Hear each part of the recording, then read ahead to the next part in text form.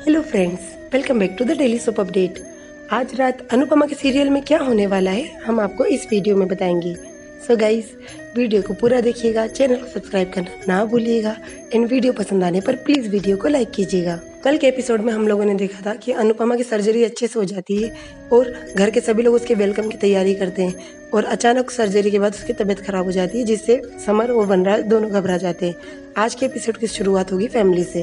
घर के सभी लोग घर को सजाने की, डेकोरेशन की और अनुपमा के वेलकम की तैयारी करेंगे। फिर बा बोलेगी समर से पूछो अनुपमा की तबीयत अब कैसी है।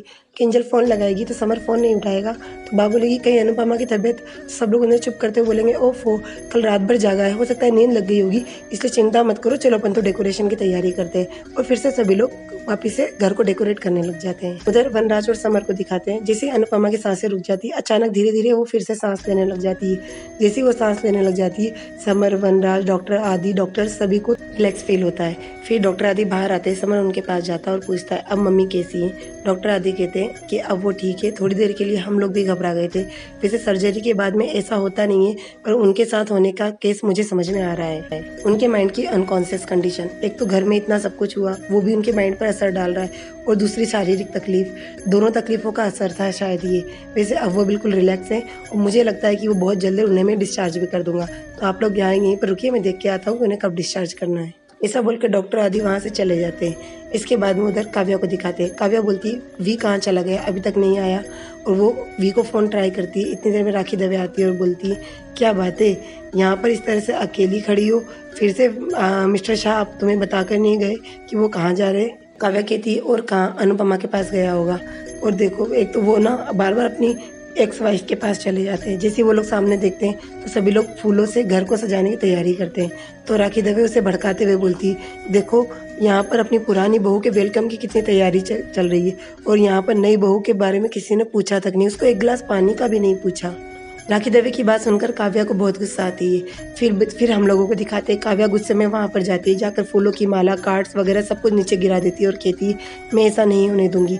जब यहाँ पर मेरा गृह प्रवेश नहीं हुआ, मेरा वेलकम अच्छे से नहीं हुआ, तो मैं अब पुरानी बहू का वेलकम आप लोग कैसे कर सकते हैं। अनुपमा का भी वेलकम मैं यहाँ पर नहीं होने दूंगी। इतनी देर में फिर से राखी दवे और काव्या को दिखाते हैं। राखी दवे बोलती ओफो, सपना था, पर इस सपने को हकीकत तो मैं बना ही सकती हूँ। फिर से वो काव्या को भड़काते हुए बोलती है अभी तुम्हारी ये इज्जत नहीं है, ये पूरा परिवार तुम्हारी इज्जत नहीं करता है, तो और मिस्टर शाह भी तुम्हें बिना बताए जाते हैं। काव्या, तुम्हारा क्या होगा। काव्या कहती है राखी, मैं जानती तुम मुझे इंस्टिगेट करने की कोशिश कर रही हो, लेकिन मैं अपना टेम्पर लूज़ नहीं करूँगी। तुम चाहती हो कि मैं कुछ गुस्से में कोई ऐसा कदम उठाऊँ जिससे कि मैं लोगों की नज़रों में और गिर जाऊँ, पर मैं ऐसा कुछ नहीं करूँगी।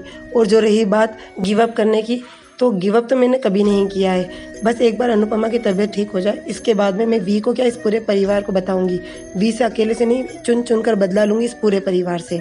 ये सब बातें नंदिनी सुन लेती है। नंदिनी कहती मासी, ये सपना आपका सपना ही रह जाएगा, क्योंकि आप मत भूलो उस घर में बहू बनकर मैं भी आ रही हूँ। तो काव्या कहती है तुम उस घर की बहू तब बनोगी जब मैं चाहूँगी। तो नंदिनी कहती है आपके चाहने से कुछ नहीं होगा, मुझे पूरा यकीन है कि समर बा का लाडला है और वो अपनी बा को तैयार मना ही लेगा। फिर मेरी और समर की शादी होगी, फिर इस घर में बहू बनकर मैं आऊँगी। आप जैसा अपनी सास के साथ करेंगी वैसा मैं अपनी सास के साथ करूँगी, मतलब आपके साथ करूँगी। इसलिए मासी फिर से बोल रही हूँ, सुधर जाओ। ये बोलकर नंदिनी वहाँ से चली जाती है। राखी देवी बोलती काव्या, तुम्हारी भांजी तो बहुत आगे निकली। काव्या कहती है कि अब देखती हूँ मैं इसकी और समर की शादी कैसे होती है। बस एक बार में वापस से हम लोग अहमदाबाद पहुँच जाए, इसके बाद में मैं इनकी शादी तो बिल्कुल भी नहीं होने दूंगी। इसके बाद में फैमिली को दिखाते हैं। तोशु दौड़ता हुआ आता और बोलता है समर का फ़ोन आया था, मम्मी को होश आ गया है और बहुत जल्दी डॉक्टर आदि ने कहा है कि उन्हें हम डिस्चार्ज कर देंगे। तो फिर पाकी बोलती है फिर तो हमारे पास में टाइम बहुत कम है मम्मी, यदि कल ही डिस्चार्ज हो जाएंगी तो फिर हमें तो आज ही पूरी प्रिपरेशन करनी होगी, चलो चलो जल्दी काम करते हैं। और फिर से सभी लोग घर को डेकोरेट करने में लग जाते हैं। फिर उधर नंदिनी को दिखाते हैं। नंदिनी दुखी होकर झूले पे बैठी होती है और रोती है। तो किंजल उसके पास आती है, बोलती क्या हुआ नंदिनी।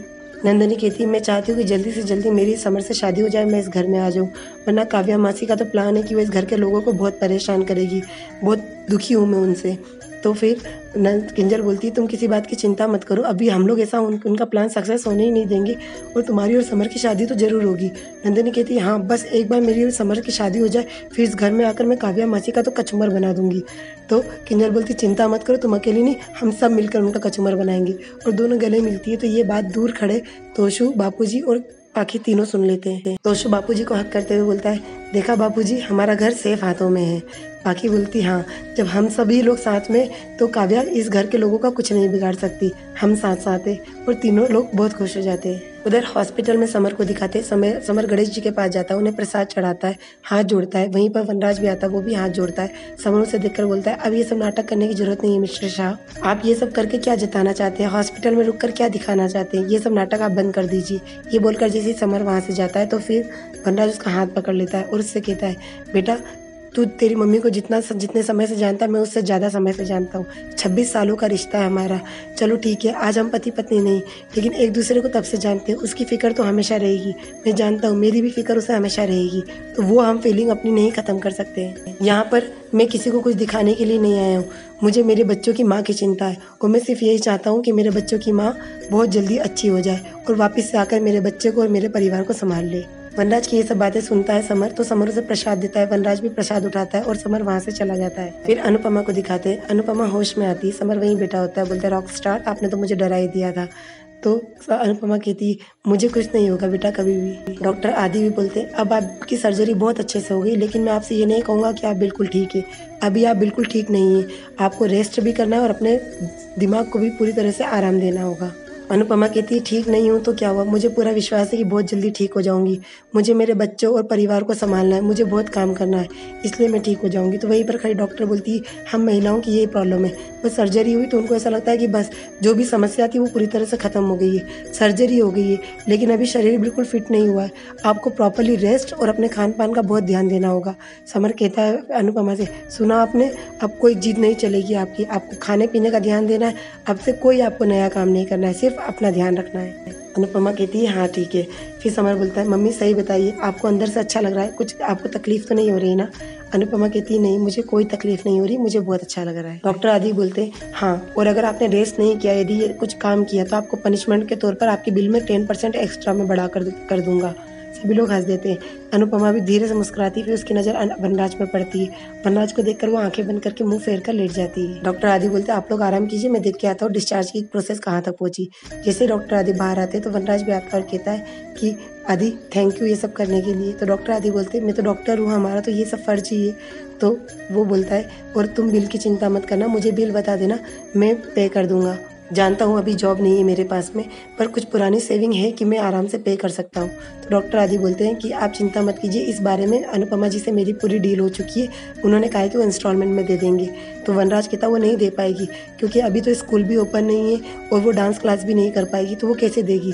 तो डॉक्टर आदि बोलते हैं कि मैं जितना अनुपमा का जानता हूँ, मैं जानता हूँ कि वो दे देंगी, इसलिए तुम चिंता मत करो। और अगर तुम हेल्प करना ही चाहते हो तो दूसरी तरह से हेल्प करो उसकी। हर चीज़ में सिर्फ फाइनेंशियल हेल्प ही मायने नहीं रखती है। ये बोलकर डॉक्टर आदि वहाँ से चले जाते। फिर फैमिली को दिखाते, फैमिली के सभी लोग अनुपमा का वेट करते हैं कि अनुपमा अभी तक नहीं आई, अभी तक नहीं आई। फिर तोशु और समर दोनों अनुपमा को लेकर आ जाते हैं। जैसे अनुपमा को सभी लोग देखते हैं आता हुआ तो सभी लोग खुश हो जाते हैं। किंजल भी आरती की थाली लेकर जाती है। वनराज और काव्या भी अपने कॉटेज के बाहर से देखते हैं। वनराज आगे बढ़ता है तो काव्या भी उसका हाथ पकड़ लेती है, वो भी उसके साथ साथ जाती है। अनुपमा किंजल को आरती उतारते हुए देखकर बहुत खुश हो जाती है। किंजल उसके पैर पड़ती है और वो खुश हो जाती है, बेटा तू आ गई। किंजल बोलती है हाँ मम्मी मैं आ गई, और आरती उतार कर बोलते चलो चलो अनुपमा को अंदर लेकर चलते हैं। जैसे ही वो अनुपमा को अंदर लेकर जाते तो अचानक व्हील चेयर का पहिया एक पत्थर पर आता है और व्हील चेयर पलट जाती है। वनराज काव्या का हाथ पकड़ कर आता है। जैसे वो ये सीन देखता तो काव्या का हाथ झटक कर दौड़ कर जाता है और वो अनुपमा को पकड़ लेता है। ये सब देखकर काव्या को बहुत गुस्सा आती है और वहीं पर एपिसोड खत्म हो जाता है। कल के एपिसोड में हम लोगों को दिखाएंगे कि काव्या वनराज से हनीमून में जाने की बात करेगी तो बाप बोलेगी कम से कम वो 3 बच्चों का बाप है, उसके बच्चों के सामने ऐसी बात तो मत कर। वनराज भी उसे चुप करने का बोलेगा तो वो बोलेगी जब इन 3 बच्चों का बाप ही इतना बेशर्म है तो मैं क्या करूं। तो अनुपमा कहेगी अपनी पत्नी को कहिए कि अब बस करे। वो जैसे उसे चुप करने का बोलेगा वो बोलेगा कि अनु को घूरो मत। काव्या बोले अनु नहीं अनुपमा। वो जोर से चिल्ला के बोलेगा अनुपमा नहीं अनु। और ये सब गाइस हमें कल के एपिसोड में दिखाएंगे। सो और आगे की अपडेट के लिए डेली सोप अपडेट से जुड़े रहिएगा। हम लोग कल फिर मिलेंगे नए एपिसोड में, तब तक के लिए take care and bye bye.